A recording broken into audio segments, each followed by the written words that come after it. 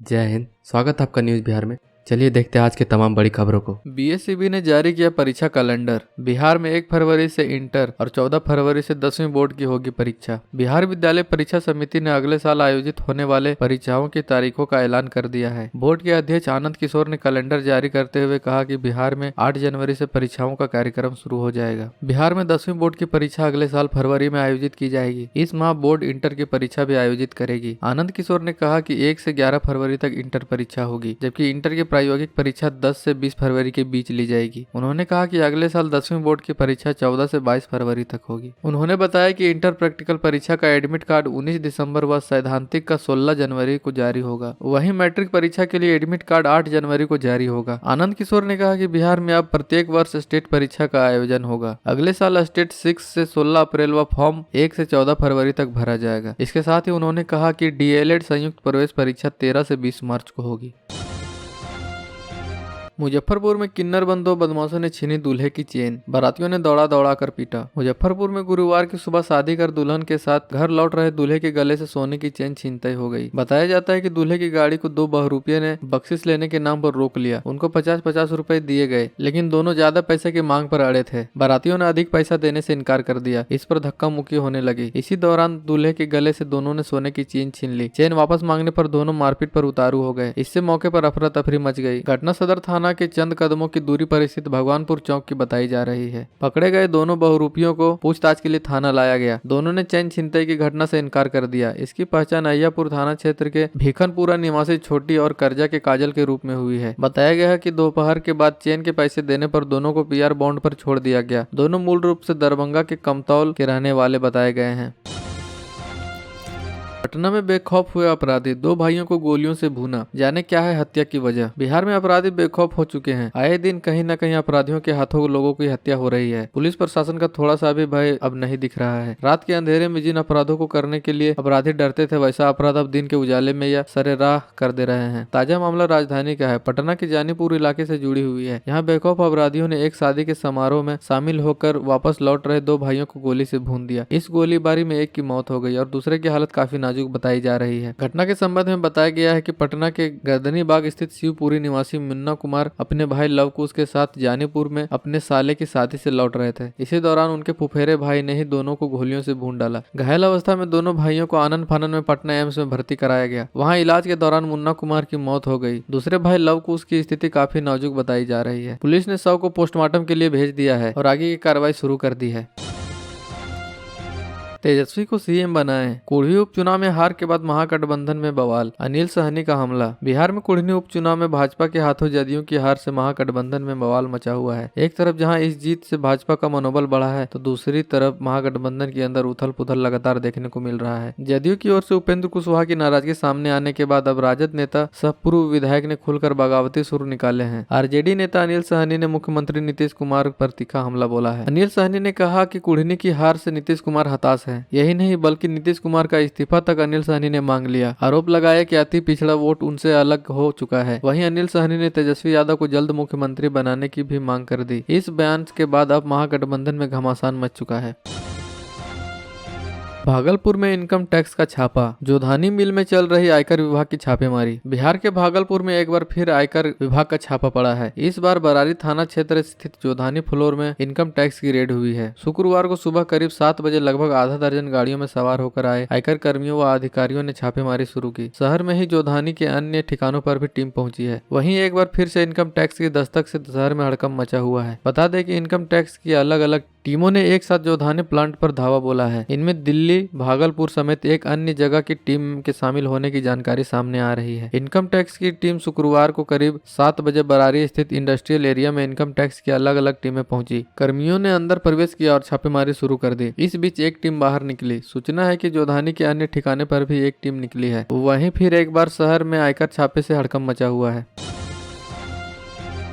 बिहार निकाय चुनाव में अब पेंच नहीं, संयम खत्म होते ही प्रचार के लिए निकले प्रत्याशी, बनने लगा माहौल। बिहार निकाय चुनाव को लेकर अब तमाम संशय खत्म हो चुके हैं। सुप्रीम कोर्ट ने आज एक अहम याचिका को लेकर यह तय किया कि आयोग से जुड़े विवाद पर जनवरी में तय तारीख पर ही सुनवाई होगी, जिसके बाद अब यह तय माना जा रहा है कि राज्य निर्वाचन आयोग के द्वारा तय की गई तिथियों में ही चुनाव होंगे। वहीं सुप्रीम कोर्ट की सुनवाई के बाद अब भागलपुर समेत अन्य जिलों में उम्मीदवार सक्रिय हो गए हैं। राज्य निर्वाचन आयोग की ओर से नगर निकाय चुनाव की दोबारा घोषणा के बाद एक बार फिर से चुनावी चर्चा शुरू हो गया है। प्रत्याशी घर घर भ्रमण करने लगे हैं। चौक चौराहों पर चुनाव की चर्चा के साथ साथ सड़कों पर चुनाव के लिए प्रचार गाड़ी घूमने लगा है। एक के बाद एक प्रचार गाड़ी का शोर से माहौल चुनावी रंग में रंग गया है। वहीं चुनाव की तारीखों की घोषणा होने के बाद प्रशासनिक स्तर पर भी तैयारियां तेज कर दी गई है।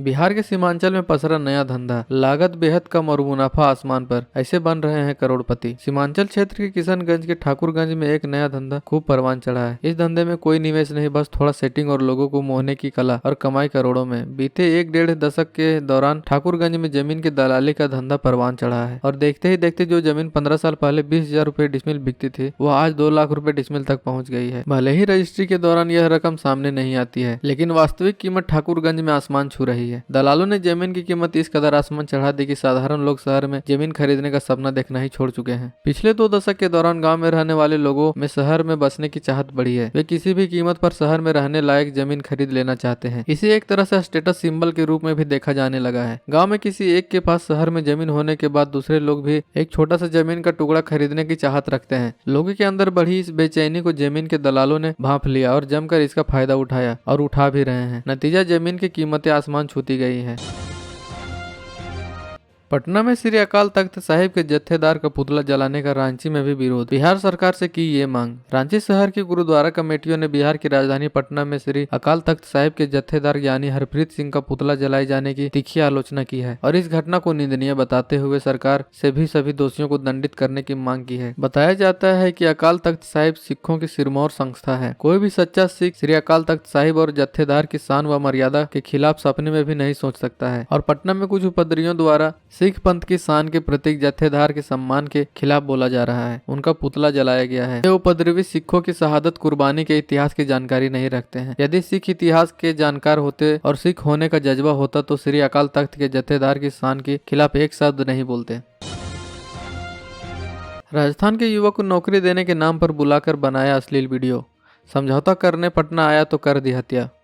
चिरैयाटांड में पेड़ से लटके मिले युवक की हत्या का राज परिजनों ने खोल दिया। मृतक युवक ब्लैकमेल करने वाले साथीरों के हाथ लग गया था, जिसके कारण उसकी जान चली गई। पटना के साथी चिंटू कुमार ने नौकरी देने के नाम पर राजस्थान के छात्र नटवर लाल को कहीं बुलाया था। उस दौरान उसका अश्लील वीडियो बना लिया और उसके मोबाइल पर भेज दिया। इसके बाद युवक को लगातार ब्लैकमेल करने लगा। युवक को ब्लैकमेल करने वालों ने छात्र नटवर से 1,25,000 रुपए वसूल चुके थे। इसके बाद 5 लाख रुपए मांग रहे थे। इससे युवक काफी परेशान हो गया था। नटवर 3 दिसंबर को अपने घर से बिना किसी को बताए ट्रेन पकड़कर पटना आ गया। इसके बाद साथीरों ने उसकी हत्या कर दी। कंकड़बाग पुलिस ने 6 दिसंबर की सुबह चिरैयाटांड गली नंबर 1 में पीपल के पेड़ से उसका शव लटका बरामद किया गया था। सातिर चिंटू उसे बार बार ब्लैकमेल और टॉर्चर कर रहा था। वह उससे इतना परेशान हो गया था कि उसका नाम मोबाइल में कुत्ता के नाम से सेव किया था। नटवर घर के किसी सदस्य को बताए बिना लोक लाज के डर से चिंटू के खाते में रकम डालता रहा। नटवर की मौत के बाद चिंटू और उसके गैंग ने उसके किसी परिचित विशाल बंजारा से 6 दिसंबर को दिन के 12:03 पर 3 ट्रांजैक्शन कर लिया। बंजारा ने 2 बार में 35-35 हजार रुपए चिंटू को ऑनलाइन भेजा, जबकि किसी गोपी के खाते में 30,000 रुपए डाले। नटवर ने पटना से गुजरात जाने के लिए 5 दिसंबर का टिकट बनवाया था। रात में प्रेमिका से मिलने उसके घर पहुंचा था प्रेमी, सुबह फंदे से लटकता मिला शव। 13 लोगों पर एफआईआर। बिहार के मोतिहारी से बड़ी खबर सामने आ रही है, जहां पर एक युवक की हत्या कर दी गई है। मृतक का शव प्रेमिका के घर में फंदे से लटका हुआ मिला है। शव बरामद होने के बाद गांव में सनसनी फैल गई। एकाएक घटना स्थल पर लोगों की भीड़ जुट गई। घटना पूर्वी चंपारण जिला के घोड़ासहन थाना क्षेत्र की है। ग्रामीणों की सूचना पर पुलिस ने फांसी के फंदे से लटकते युवक का शव बरामद किया। मृतक युवक की पहचान गाँव के ही राजवंशी यादव के 16 वर्षीय पुत्र सन्नी कुमार के रूप में की गई है। जानकारी के अनुसार सन्नी गांव का ही एक व्यक्ति की पुत्री से प्रेम प्रसंग चल रहा था। देर रात खाना खाने के बाद सन्नी दलान में सोने के लिए घर से निकला, लेकिन अगले दिन उसका शव पड़ोसी के घर से मिला। शव एक कमरे में फांसी से लटका पाया गया। चर्चा है कि रात के अंधेरे में सन्नी अपनी प्रेमिका के बेडरूम में जा पहुंचा था, जिसे प्रेमिका की मां ने देख लिया। इसके बाद कमरे में ही दोनों को उसकी मां ने बाहर से बंद कर दिया। अगली सुबह कमरे में फांसी से लटका शव बरामद किया गया। इस घटना के बाद राजा ठाकुर का पूरा परिवार घर छोड़कर फरार फरार हो गया है। गोपालगंज में करोड़ों की सरकारी जमीन को बेचकर करा दी जमाबंदी, अब वहां बन गई बिल्डिंग। मांझा में करोड़ों की सरकारी जमीन को बेच दिया गया है। बेची गई जमीन की जमाबंदी भी शिक्षक संतोष महतो के सहयोग से करा ली गई। पिछले 5-6 वर्षों में उस सरकारी जमीन पर बड़े बड़े आलीशान बिल्डिंग बन चुके हैं, जिसमें शिक्षक संतोष महतो की भी 2 बिल्डिंग बनी हुई है। संतोष महतो के कारनामे की जाँच कर रहे अधिकारियों के सामने इसका खुलासा हुआ है। माधव हाई स्कूल के आगे रोड व उसके बाद सरकारी फील्ड है। रोड के आगे फील्ड की जमीन की जमाबंदी अंचल कार्यालय से कायम कराकर बेची गई है, जिस पर 1 दर्जन से अधिक बिल्डिंग बन चुकी है। इसके पीछे संतोष महतो की कारस्तानी सामने आई है। डीएम डॉक्टर नवल किशोर चौधरी ने मांझा अंचल के कारनामों की जांच का आदेश DTO Manoj Kumar Rajak, SDO doctor Pradeep Kumar, DCLR Virendra Kumar को दिया है। जांच में दाखिल खारिज में खेल की पोल खुलने लगी है। सबसे अधिक सरकारी जमीन को बेचकर जमाबंदी तैयार करने का मामला सामने आया है। एसडीएम डॉक्टर प्रदीप द्वारा की गई छापेमारी में संतोष के घर से बरामद सामग्री की जांच शुरू हो गई है। पुलिस बैंक से मिले पासबुक की जांच कर रही है। बिहार की ऐसी ही तमाम छोटी बड़ी खबरों को जानने के लिए चैनल को सब्सक्राइब कर लें और बेल आइकन भी प्रेस कर दीजिएगा, ताकि हर वीडियो का नोटिफिकेशन आपके फोन में पहुंच जाए।